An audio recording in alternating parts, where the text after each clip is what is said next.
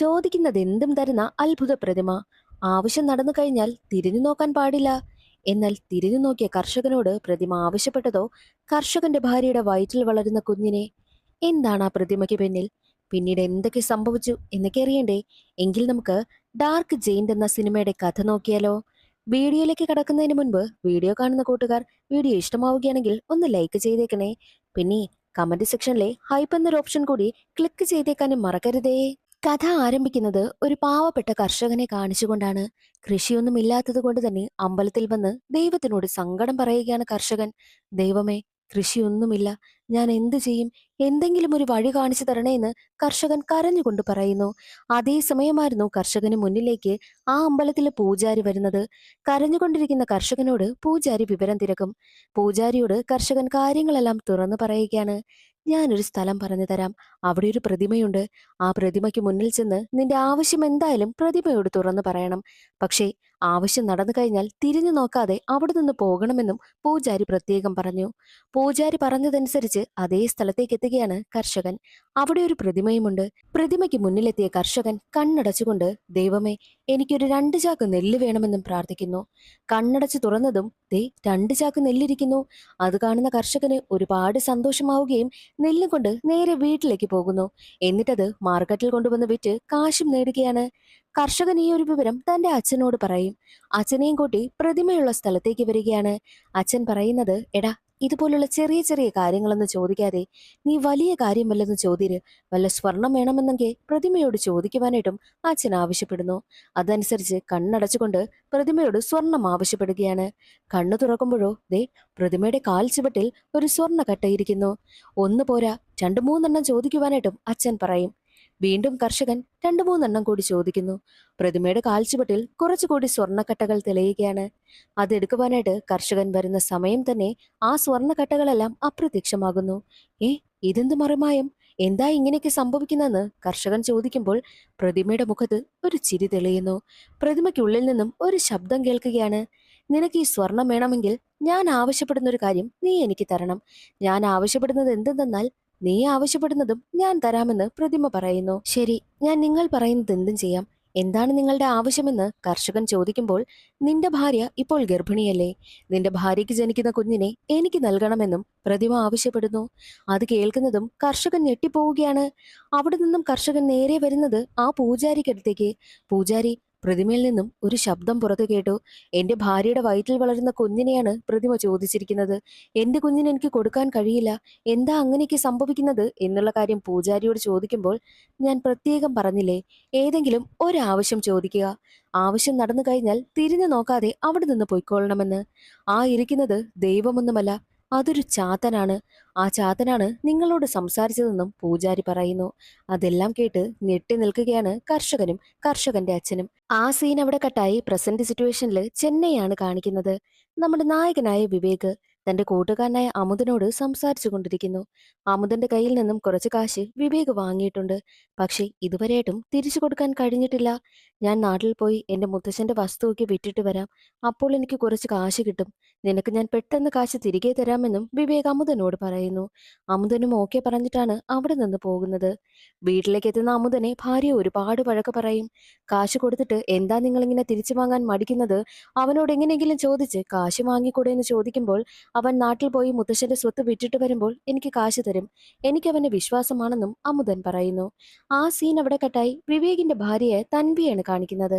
Tanvi pregnant ആണ്. പക്ഷേ ഇതുവരെയും ആ ഒരു കാര്യം വിവേകിനോട് പറഞ്ഞിട്ടേയില്ല. വിവേകാണെങ്കിലോ, നമുക്ക് നാട്ടിലേക്ക് പോകാം, എന്റെ കുടുംബ വീട്ടിൽ എനിക്ക് പോകേണ്ട ആവശ്യമുണ്ട്, മുത്തശ്ശന്റെ സ്വത്ത് വിറ്റിട്ട് നമുക്ക് ഈ കടങ്ങളൊക്കെ എങ്ങനെങ്കിലും വീട്ടാമെന്നുള്ള കാര്യം വിവേക് തൻവിയോട് പറയുന്നു. തൻവിയോടും റെഡിയാകുവാനായി പറയും. വിവേകിന്റെ സഹോദരിയും അതേ വീട്ടിൽ തന്നെ അവർക്കൊപ്പമുണ്ട്. സഹോദരിയോടും റെഡിയാകുവാനായി പറയുകയാണ്. അങ്ങനെ അവർ നാട്ടിലേക്കും വന്നിറങ്ങുന്നു. കുട്ടിക്കാലത്തെ അവരവിടെ നിന്നും ചെന്നൈയിലേക്ക് വന്നതാണ്. അവരുടെ ബാല്യകാലമെല്ലാം അവർക്ക് അവിടെ എത്തുമ്പോൾ ഓർമ്മ വരും. പണ്ടത്തെ അവരുടെ കുടുംബ വീട്ടിലേക്കാണ് വിവേകും തൻവിയും അവരുടെ സഹോദരിയും എത്തുന്നത്. വീടൊക്കെ ഏകദേശം മാറാലേക്ക് പിടിച്ച് വല്ലാത്തൊരവസ്ഥയിൽ കിടക്കുകയാണ്. വീടിനുള്ളിൽ ഇപ്പോഴും മുത്തശ്ശൻ ജീവനോട് കൂടിയുണ്ട്. അകത്തേക്ക് കടക്കുകയാണ് വിവേകും തൻവിയും സഹോദരിയും. മുത്തശ്ശനാണെങ്കിലോ ഒരു ഭിത്തിയിൽ തന്നെ നോക്കി വല്ലാത്തൊരവസ്ഥയിലിരിക്കുന്നു.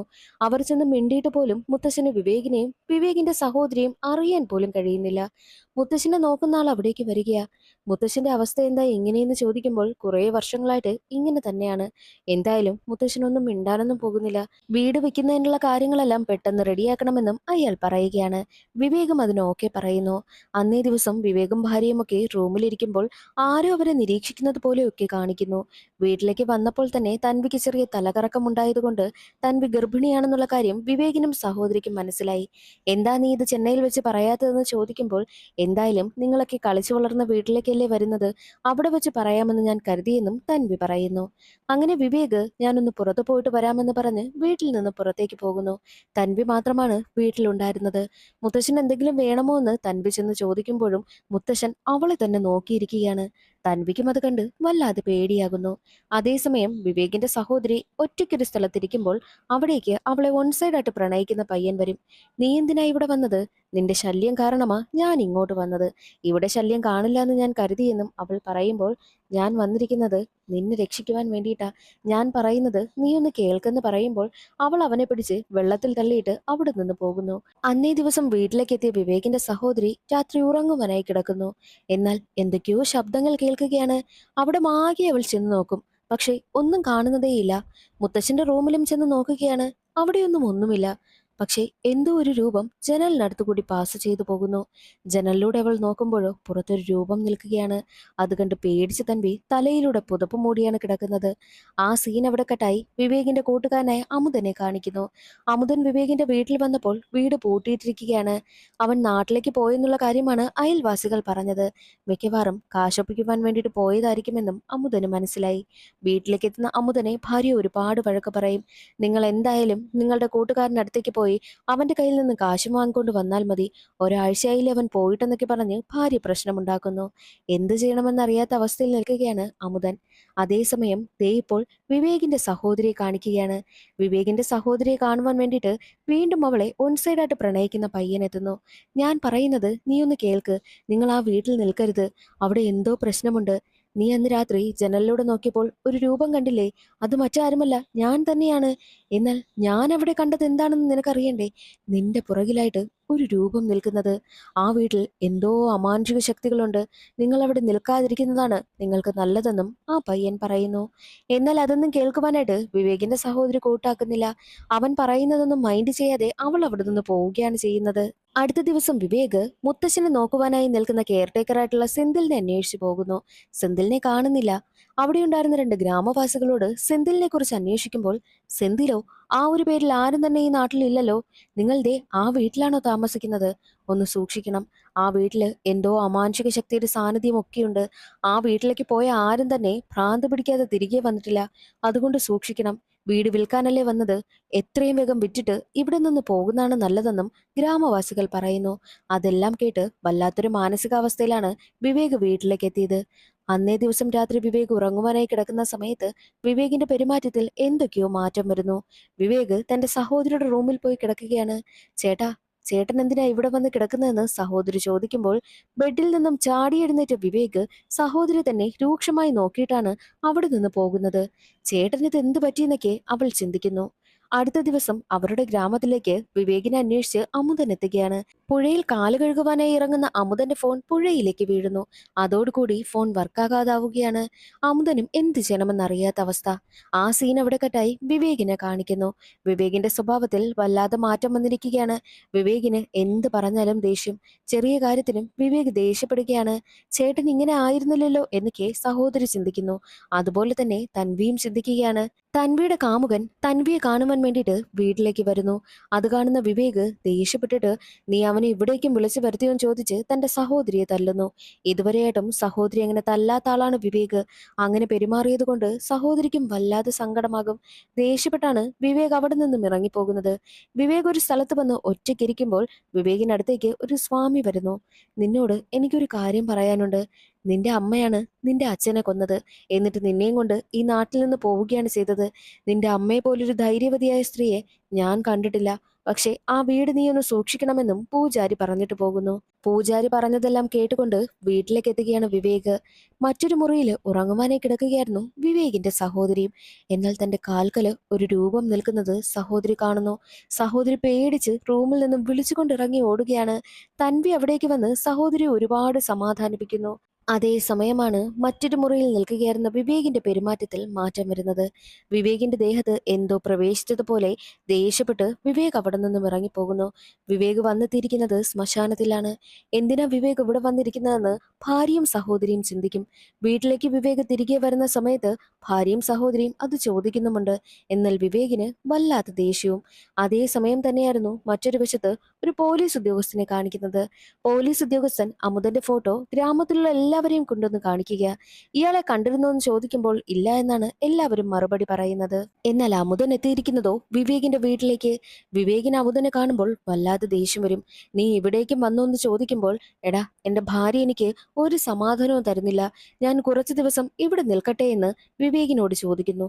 എന്നാൽ വിവേകിന് വല്ലാതെ ദേഷ്യം വന്നുകൊണ്ട് നിന്റെ ഭാര്യ വളരെ മോശപ്പെട്ട സ്ത്രീയാണെന്ന് പറഞ്ഞ് വിവേകാണെങ്കിലോ അമുതന്റെ ഭാര്യയെ പറ്റി മോശമായി പറയും. അമുദനത് കേട്ട് ദേഷ്യം വരികയും വിവേകിനെ തല്ലുവാനായി കയറുന്ന സമയത്ത് വിവേക് അമുദനെ പിടിച്ച് തള്ളുകയും അമുദന്റെ കഥ കഴിക്കുകയും ചെയ്യുന്നു. വിവേകിന്റെ ദേഹത്ത് മറ്റൊരു ആത്മാവുണ്ടല്ലോ. എന്നിട്ട് അമുദന്റെ ബോഡി കൊണ്ടുവന്ന് ഒരു മുറിയിൽ ഒളിപ്പിക്കുകയും ചെയ്യുന്നുണ്ട്. കുറച്ചു നേരം കഴിഞ്ഞതും വിവേകിന്റെ ദേഹത്ത് നിന്നും ആ ഒരു ആത്മാവ് ഇറങ്ങിപ്പോയി. അപ്പോഴാണ് വിവേക് സ്വബോധത്തിലേക്ക് വന്നത്. തന്റെ കൂട്ടുകാരനെ താൻ കൊന്നുകളഞ്ഞല്ലോ എന്നോർത്ത് വിവേക് പൊട്ടിക്കരയുകയാണ്.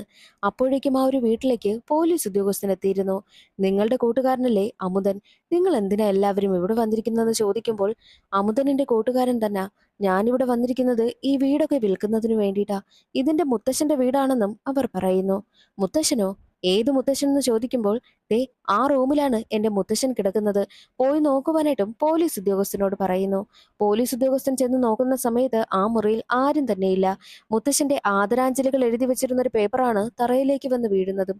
അതിന് ഈ മുറിയിൽ ആരും തന്നെ ഇല്ലല്ലോ, മുത്തശ്ശന്റെ ആദരാഞ്ജലികൾ എഴുതിയ പേപ്പർ മാത്രമാണല്ലോ ഉള്ളതെന്ന് പോലീസ് ഉദ്യോഗസ്ഥൻ ചോദിക്കുമ്പോൾ, അയ്യോ, അപ്പോൾ ഇത്രയും ദിവസം നമ്മൾ കണ്ടത് മുത്തശ്ശന്റെ ആത്മാവിനെയാണോ എന്ന് എല്ലാവരും ഓർത്ത് വല്ലാതെ പേടിക്കുന്നു. അതേ സമയമാണ് അവിടേക്ക് വിവേകിന്റെ സഹോദരിയുടെ കാമുകൻ വരുന്നത്. കാമുകനെ കണ്ടതും അവർ മൂന്നുപേരും പേടിച്ച് മറ്റൊരു റൂമിലേക്കാണ് നോക്കുന്നത്. അതെല്ലാം പോലീസ് ഉദ്യോഗസ്ഥനും കാണുന്നുണ്ട്. പോലീസ് ഉദ്യോഗസ്ഥന് എന്തൊക്കെയോ സംശയം തോന്നിയിട്ട് റൂം തുറന്ന് നോക്കുമ്പോഴോ അമുദന്റെ ഡെഡ് ബോഡി അവിടെയുണ്ട്. നിങ്ങൾ എല്ലാവരും ചേർന്നാണോ അമുദനോട് ഈ പരിപാടി ചെയ്തത്? അമുദന്റെ ഭാര്യ 2-3 ദിവസം മുൻപ് എനിക്കൊരു കംപ്ലൈന്റ് തന്നിരുന്നു, അമുദൻ വീട്ടിൽ വന്നിട്ടില്ല എന്ന്. അമുദന്റെ ഫോണിൽ വിളിച്ചിട്ടും സ്വിച്ച് ഓഫ് ആണെന്ന്. അതെല്ലാം കേൾക്കുന്ന വിവേക് ഷോക്കായി പോകുന്നു. സാറേ, ഇനി ഇവിടെ നിൽക്കണ്ട, ഇതൊരു പ്രേതബാധയുള്ള സ്ഥലമാണ്, നമുക്കിവിടെ നിന്നും എത്രയും വേഗം രക്ഷപ്പെടണമെന്ന് വിവേക് പറയുമ്പോൾ, അത് കൊള്ളാമല്ലോ, ഒരാളെ കൊന്നിട്ട് രക്ഷപ്പെടാമെന്നോ? നിങ്ങളെ ഞാൻ അറസ്റ്റ് ചെയ്യുവാനായി പോവുകയാണ്. അത് വേണ്ട എന്നുണ്ടെങ്കിൽ നിങ്ങൾ എനിക്ക് അഡ്ജസ്റ്റ് ചെയ്യണം. എന്താണ് എന്റെ ആവശ്യമെന്ന് ഞാൻ നിന്നോട് പറയാമെന്ന് പറഞ്ഞ് പോലീസ് ഉദ്യോഗസ്ഥൻ വിവേകിനോട് പറയുന്നത് തൻവിയെ കുറച്ചു നേരത്തേക്ക് പോലീസ് ഉദ്യോഗസ്ഥന് നൽകണമെന്നായിരുന്നു. അത് കേട്ടതും വിവേകിന് വല്ലാതെ ദേഷ്യം വരും. വിവേക് പോലീസ് ഉദ്യോഗസ്ഥനെ തല്ലുന്നു. എന്നാൽ പോലീസ് ഉദ്യോഗസ്ഥനും തിരിച്ചു തല്ലുകയാണ്. പക്ഷേ കുറെ നേരം കഴിഞ്ഞതും വിവേകിന്റെ സ്വഭാവമേ മാറുന്നു. വിവേകിന്റെ ദേഹത്തേക്ക് ആ ഒരു ആത്മാവ് പ്രവേശിച്ചിരുന്നു. വിവേക് വല്ലാതെ ദേഷ്യത്തോടു കൂടി ഇറങ്ങി വന്ന് പോലീസ് ഉദ്യോഗസ്ഥനെ തല്ലുകയും അദ്ദേഹത്തിന്റെ ബോധം പോവുകയും ചെയ്തു. ഇതെല്ലാം കണ്ടുകൊണ്ട് നിൽക്കുന്ന സഹോദരിയുടെ കാമുകൻ എത്രയും വേഗം ഇവിടെ നിന്ന് രക്ഷപ്പെടണമെന്ന് ചിന്തിച്ച് പുറത്തേക്കുള്ള വാതിൽ തുറക്കുന്നു. അപ്പോൾ ദേ മുത്തശ്ശന്റെ ആത്മാവ് അവിടെ വന്ന് നിൽക്കുകയാണ്. മുത്തശ്ശന്റെ ആത്മാവ് അവന്റെ കഥ കഴിക്കുകയും ചെയ്യും. അത് കണ്ട് പേടിച്ച് നിൽക്കുകയാണ് തൻവിയും വിവേകിന്റെ സഹോദരിയും. എന്നാൽ അതേസമയം ബോധം വന്ന പോലീസ് ഉദ്യോഗസ്ഥൻ എങ്ങനെയെങ്കിലും അവരെ രക്ഷിക്കണമെന്നും തീരുമാനിച്ച് അവിടേക്ക് വരുന്നു. അതേസമയം വിവേക് തന്റെ ഭാര്യയെ തൻവിയെ ഒരു പൂജാമുറിയിലേക്ക് കൂട്ടിക്കൊണ്ടു പോകുന്നു. അവിടെ വലിയ മന്ത്രക്കളങ്ങളൊക്കെ ഒരുക്കിയിരിക്കുകയാണ്. തൻവിയെ കൊണ്ടുവന്നിരുത്തിയിട്ട് എന്തൊക്കെയോ പൂജ നടത്തുകയാണ്. അതെന്താണെന്നുള്ളത് പിന്നീട് ഒരു ഫ്ലാഷ് ബാക്ക് വഴിയാണ് കാണിക്കുന്നത്. സത്യത്തിൽ അന്നത്തെ ആ കർഷകനെ കാണിച്ചില്ലേ, ആ കർഷകന്റെ മകനാണ് നമ്മുടെ വിവേക്. വിവേകിന്റെ അമ്മയാണ് സോണിയ. സോണിയ പ്രഗ്നന്റ് ആയിരിക്കുന്ന സമയത്ത് കർഷകൻ വന്നിട്ട് സോണിയോട് പറയുന്നുണ്ട്, നമുക്ക് ആ ഒരു പിശാചിനെ ഉണർത്തണം, അതിന് പൂജ ചെയ്യണം. പൂജ ചെയ്തിട്ട് നിന്റെ വയറ്റിൽ കിടക്കുന്ന കുഞ്ഞിനെ പിശാചിന് ബലി കൊടുത്തു കഴിഞ്ഞാൽ നമുക്ക് ഒരുപാട് സ്വത്തും സമ്പത്തും ഒക്കെ കിട്ടും എന്നുള്ള കാര്യം കർഷകൻ പറയുമ്പോൾ സോണിയയ്ക്ക് വല്ലാത്ത ദേഷ്യം വരുന്നു. സോണിയ തന്റെ ഭർത്താവിനോട്, ഇത് നമ്മുടെ കുഞ്ഞാണ്, നമ്മുടെ സ്വന്തം കുഞ്ഞിന് ബലി കൊടുക്കുവാനായിട്ട് നിങ്ങൾക്ക് എങ്ങനെ തോന്നുന്നു എന്ന് സോണിയ പറയുമ്പോൾ കർഷകന്റെ മനസ്സ് മാറുന്നു. കർഷകനെ ഏറ്റവും കൂടുതൽ ഇതിലേക്ക് ഇളക്കി വിട്ടത് കർഷകന്റെ അച്ഛനാണ്. അച്ഛനടുത്ത് ചെന്നിട്ട് അവൾ അതിന് സമ്മതിക്കുന്നില്ല, അതുകൊണ്ടത് വേണ്ട എന്നുള്ള കാര്യം പറയും. കർഷകന്റെ അച്ഛനാണ് നേരത്തെ വിവേകൊക്കെ വീട്ടിൽ വന്നപ്പോൾ അവിടെ ഒരു വയസ്സായ ആൾ കിടന്നില്ലേ അത്. ആ മുത്തശ്ശനാണെങ്കിലോ തന്റെ മകനായ കർഷകന് തന്റെ കയ്യിലുണ്ടായിരുന്ന ഒരു വെള്ളം കൊടുക്കുന്നു. ആ വെള്ളം കുടിച്ചതും കർഷകന്റെ സ്വഭാവമേ മാറി. എല്ലാ കാര്യങ്ങളും മറന്നു പോയിരിക്കുകയാണ്. വീട്ടിലേക്ക് എത്തിയ കർഷകൻ തന്റെ ഭാര്യയെ തന്റെ അച്ഛനടുത്തേക്ക് കൂട്ടിക്കൊണ്ടു പോകുന്നു. അവിടെ വലിയ മന്ത്രവാദമൊക്കെ നടക്കുകയാണ്. തന്റെ കുഞ്ഞിനെ ബലി കൊടുക്കുവാൻ വേണ്ടിയിട്ടാണ് അവിടെ പൂജ നടക്കുന്നതെന്ന് സോണിയയ്ക്ക് മനസ്സിലായി. സോണിയ അവിടെ നിന്നും രക്ഷപ്പെട്ടു പോവുകയാണ്. എന്നാൽ പിന്നാലെ വന്ന ഭർത്താവ് സോണിയെ ബലമായി പിടിച്ചുകൊണ്ടു പോകുവാനായി ശ്രമിക്കും. തന്റെ കയ്യിൽ കെട്ടിയ ആയുധം കൊണ്ട് ഭർത്താവിന്റെ കഥ കഴിക്കുന്നു. അതിനുശേഷമാണ് മറ്റൊരു നാട്ടിൽ വന്ന് തന്റെ മകനെ പ്രസവിച്ചത്. പിന്നെ കുറെ നാൾ കഴിഞ്ഞാണ് മകളും ജനിച്ചത്. എന്നാൽ കർഷകന്റെ അച്ഛന് എങ്ങനെയെങ്കിലും ആ ഒരു മന്ത്രവാദം പൂർത്തിയാക്കണം. അതിനു വേണ്ടിയിട്ട് കർഷകന്റെ അച്ഛൻ കണ്ടുപിടിച്ച പരിപാടി എന്തെന്നാൽ തന്റെ മകളെ അതിന് ബലിയാടാക്കുക. മകൾ ഇപ്പോൾ പ്രഗ്നന്റ് ആയിരിക്കുകയാണ്. മകളുടെ ഭർത്താവാണ് നേരത്തെ കാണിച്ച സെന്തിൽ. സെന്തിൽ തന്റെ ഭാര്യയും കൂട്ടി അവിടേക്ക് വരുന്നു. തന്റെ സ്വന്തം മകളാണെന്ന് പോലും നോക്കാതെ ആ ഒരു മുത്തശ്ശനാണെങ്കിലോ മന്ത്രവാദ കളത്തിൽ കൊണ്ടുവന്നിരുത്തിയിട്ട് കുഞ്ഞിന് ബലി കൊടുക്കുന്നു. മകളെ വെച്ച് പൂജ നടത്തിയിട്ടും വിചാരിച്ച കാര്യമൊന്നും നടക്കാത്തതിന്റെ സങ്കടത്തിലിരിക്കുകയാണ് മുത്തശ്ശൻ. മുത്തശ്ശനടുത്തേക്ക് ആ പഴയ പൂജാരി എത്തുന്നു. നിങ്ങളുടെ മകനോട് ഞാനൊരു കാര്യം പറഞ്ഞിരുന്നു. അതൊരു പിശാചാണ്. ആ പിശാചിന്റെ വലയിൽ വീഴരുതെന്ന്. പക്ഷേ നിങ്ങൾ എന്താ ചെയ്തത്? പിശാചിന്റെ വലയിൽ വീണു. എന്നിട്ട് നിങ്ങളുടെ മകളെ തന്നെ നിങ്ങൾ ബലി കൊടുത്തു. എന്നിട്ട് എന്താ വല്ലതും നടന്നോ? ഇല്ലല്ലോ. ഒരിക്കലും അത് നടക്കില്ല. ആ ഒരു കർഷകന്റെ പരമ്പരയിലുള്ളവർക്ക് മാത്രമേ ആ ഒരു പൂജ നടത്താൻ കഴിയൂ. എങ്കിലേ ഫലം കാണൂ. നിങ്ങൾ ചെയ്ത തെറ്റിന് നിങ്ങളുടെ ആത്മാവ് മരിച്ചു കഴിഞ്ഞാലും അലഞ്ഞു തിരിഞ്ഞു തന്നെ നടക്കുമെന്ന് പറഞ്ഞിട്ട് പൂജാരി അവിടെ നിന്ന് പോകുന്നു. അതുകൊണ്ടാണ് മരിച്ചു കഴിഞ്ഞിട്ട് മുത്തശ്ശന്റെ ആത്മാവ് അലഞ്ഞു തിരിഞ്ഞു നടക്കുന്നതും. അതുകൊണ്ടാണ് വിവേകിനും കുടുംബത്തിനും മുത്തശ്ശന്റെ ആത്മാവിനെ കാണാൻ കഴിയുന്നത്. ദേ ഇപ്പോൾ വിവേക് തൻവിയും കൊണ്ട് മന്ത്രവാദ കളത്തിൽ വന്നിരിക്കുകയാണ്. എന്നിട്ട് അവിടെ വലിയ പൂജ തന്നെ നടക്കുന്നു.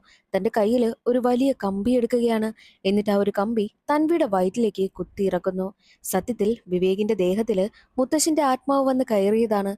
അതുകൊണ്ടാണ് വിവേക് ഇങ്ങനെയൊക്കെ പെരുമാറുന്നത്. ഇടയ്ക്കിടയ്ക്ക് ദേഷ്യത്തിൽ പെരുമാറിയതും അതുകൊണ്ട് തന്നെയാണ്. കമ്പി കുത്തിയതോടുകൂടി വിവേകും ബോധം കെട്ട് വീഴുന്നു. തൻവിയും ബോധം കെട്ട് വീഴുന്നു. വിവേകിന്റെ സഹോദരിയും പോലീസ് ഉദ്യോഗസ്ഥനും വന്നു നോക്കുമ്പോൾ കാണുന്ന കാഴ്ച വിവേകും തൻവിയും ബോധം കെട്ട് കിടക്കുന്നതാണ്. രണ്ടുപേരെയും ഉടനെ തന്നെ ഹോസ്പിറ്റലിലേക്കും കൊണ്ടുപോകുന്നു. തൻവിയുടെ വയറ്റിൽ കിടന്ന കുഞ്ഞ് മരിച്ചുപോയി. തൻവിക്കിനി ഒരിക്കലും അമ്മയാകാൻ കഴിയില്ല എന്നും ഡോക്ടർ പറയുകയാണ്. വിവേക് സത്യത്തിൽ എന്തിനാണ് അങ്ങനെ ചെയ്തതെന്ന് പിന്നീട് ഒരു ഫ്ലാഷ് ബാക്ക് വഴിയാണ് കാണിക്കുന്നത്. ആദ്യമൊക്കെ വിവേക് വല്ലാതെ ദേഷ്യം കാണിച്ചത് വിവേകിന്റെ ദേഹത്തില് മുത്തശ്ശന്റെ ആത്മാവ് കയറിയത് കൊണ്ടാണ്. എന്നാൽ ലാസ്റ്റ് മന്ത്രവാദ കളത്തിൽ തൻവിയെ കൊണ്ടുവന്നിരുത്തി കമ്പി കൊണ്ട് അവളുടെ വയറ്റിൽ കുത്തിയത് എന്തിനെന്നാൽ അന്ന് വിവേക് ഒറ്റയ്ക്കിരിക്കുന്ന സമയം വിവേകിനടുത്തേക്ക് ഒരു സ്വാമി വന്നല്ലോ. ആ സ്വാമി വിവേകിനോട് കുറച്ച് കാര്യങ്ങൾ പറഞ്ഞിരുന്നു. നീ മറ്റൊരു സ്വാമിയെ പോയി കാണണമെന്ന് പറഞ്ഞതനുസരിച്ച് വിവേക് ഈ സ്വാമി പറഞ്ഞ ആളുടെ അടുത്തേക്ക് പോകുന്നു. നിന്റെ മുത്തശ്ശൻ ഒരു വലിയ തെറ്റ് ചെയ്തു. ആ തെറ്റിന്റെ ഫലമായിട്ട് നിനക്ക് ജനിക്കാൻ പോകുന്ന കുഞ്ഞ് ആ ഒരു പിശാചാണ്. പിശാചാണ് നിന്റെ ഭാര്യയിലൂടെ ഭൂമിയിൽ ജന്മം കൊള്ളാൻ പോകുന്നത്. അത് ഭൂമിയിലേക്ക് പിറന്നു വീണു കഴിഞ്ഞാൽ ഈ നാട്ടിലുള്ള ഗർഭിണികൾക്കൊന്നും ജീവനോടുകൂടി ഇരിക്കാൻ കഴിയില്ല എന്നുള്ള കാര്യം ആ സ്വാമി പറയുന്നു. അതിനൊരു വഴിയുണ്ട്. ഈ ഒരു കമ്പി ഉപയോഗിച്ച് വയറ്റിൽ കുത്തുക. അതോടുകൂടി നിന്റെ ഭാര്യയ്ക്കും ഒരു പ്രശ്നവും ഇല്ലാത്ത രീതിയിൽ നോക്കാമെന്ന് പറഞ്ഞ് ആ ഒരു സ്വാമി ഏൽപ്പിച്ചു കൊടുക്കുന്നതനുസരിച്ചാണ് വിവേക് അങ്ങനെയൊക്കെ ചെയ്തത്. വിവേക് ഇപ്പോൾ ജയിലിലാണ്. ഭാര്യ അങ്ങനെ ചെയ്തതുകൊണ്ട് വിവേകിനെയും അറസ്റ്റ് ചെയ്തിരിക്കുന്നു. വിവേക് ചെയ്തത് നല്ല കാര്യമാണ്. എന്നാൽ വിവേക് നിയമത്തിന് മുന്നിൽ തെറ്റാണല്ലോ ചെയ്തിരിക്കുന്നത്. ആ സീൻ അവിടെ കട്ടായി മന്ത്രവാദ കളമാണ് കാണിക്കുന്നത്. മന്ത്രവാദ കളത്തിന് മധ്യത്തായിട്ട് ആ ഒരു പിശാചിന്റെ പ്രതിമയും വെച്ചിട്ടുണ്ടായിരുന്നു. ഭാര്യയെ കുത്തുന്ന സമയം ഭാര്യയുടെ വയറ്റിൽ നിന്നും ഒഴുകി വന്ന ബ്ലഡ് പിശാചിന്റെ പ്രതിമയിൽ വീണതുകൊണ്ട് തന്നെ പ്രതിമയിൽ നിന്നും പിശാച് പുറത്തേക്ക് വരുന്നു. അതോടുകൂടി വീണ്ടും പിശാച് ശക്തി പ്രാപിച്ച് പുറത്തേക്ക് വരുന്നതും കാണിച്ചുകൊണ്ടാണ് സിനിമയുടെ കഥ അവിടെ അവസാനിക്കുന്നത്. ഇന്നത്തെ ഈ ഒരു വീഡിയോ എല്ലാവർക്കും ഇഷ്ടമായെന്ന് കരുതുന്നു. ഇഷ്ടമായാൽ ഒന്ന് സപ്പോർട്ട് ചെയ്തേക്കണേ. അടുത്ത വീഡിയോയിൽ കാണാം. അതുവരെ എല്ലാവർക്കും ബായ്.